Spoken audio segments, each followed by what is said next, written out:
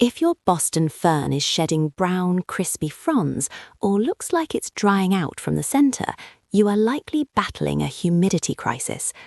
While these ferns are famous for their lush, prehistoric beauty, they are incredibly sensitive to dry indoor air and inconsistent moisture.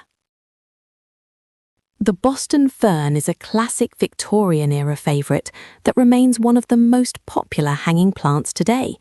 Known for its sword-shaped serrated fronds that arch gracefully outward, it is the ultimate plant for adding a soft, forest-like texture to any room. Scientifically known as Nephrolepis exaltata, it belongs to the Lomeriopsidaceae family. The Boston variety actually originated from a mutated plant found in a shipment of ferns being sent to Boston in the late 1800s. You can recognize a Boston fern by its mass of feather-like green fronds. Each frond is composed of many small, alternating leaflets that give the plant its thick, bushy appearance.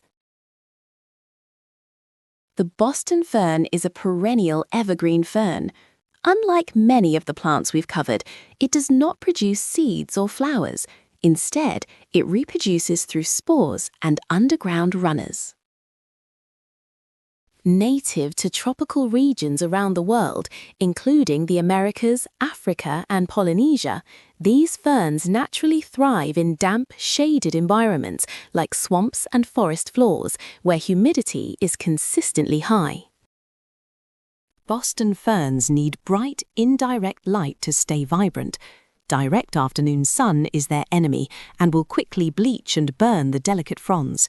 A bathroom with a window is often the best spot in the house, as it provides the light they need along with the steam they crave. The secret to a healthy fern is to never let it dry out. The soil should feel like a wrung-out sponge at all times. If the soil becomes bone dry, the plant will react by shedding its leaves en masse. However, avoid letting it sit in a pool of stagnant water, which can cause root rot. Use a potting mix that is rich in organic matter but still offers good aeration. A blend of peat moss or cocoa coir with perlite is ideal. Because ferns need constant moisture, a plastic or glazed ceramic pot is better than unglazed terracotta, which dries out too fast. When buying a Boston fern, look for a full center. Reach your hand into the middle of the fronds. If it feels brittle or empty inside, the plant has likely suffered from severe dehydration. Choose a specimen with bright green, supple fronds and plenty of new, curled fiddleheads emerging. These ferns grow in a fountain shape and can become quite large. Maintenance is the key to their beauty. You must regularly prune away dead brown fronds at the base to allow air to circulate and new growth to push through. As a true fern, the Boston fern will never produce flowers. If you see small, dark bumps on the underside of the leaves, don't panic. Those aren't pests. They are spores, which the plant uses for reproduction in the wild.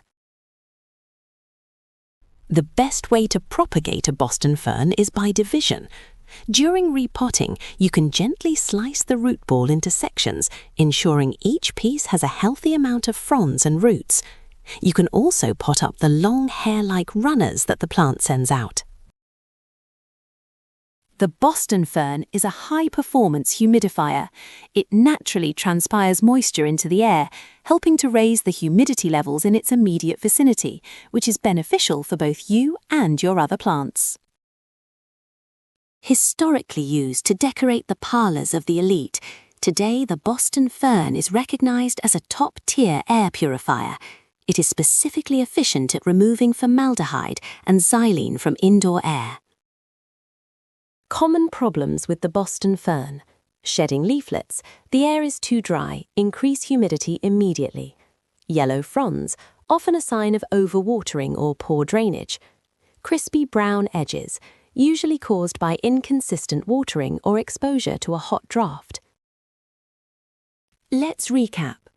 Nephrolepis exaltata requires high humidity and bright indirect light. Keep the soil consistently moist, never let it dry out completely. Prune dead fronds from the base to keep the plant healthy. They are non-toxic and perfectly safe for households with pets. One of the best things about the Boston Fern is that it is completely non-toxic to cats and dogs. It is one of the safest statement plants you can own, making it the perfect choice for pet-filled homes. Interesting fact: in the wild, some species of Nephrolepis can grow as epiphytes, meaning they can grow on the trunks of other trees without soil, surviving purely on the moisture and nutrients found in the tropical air.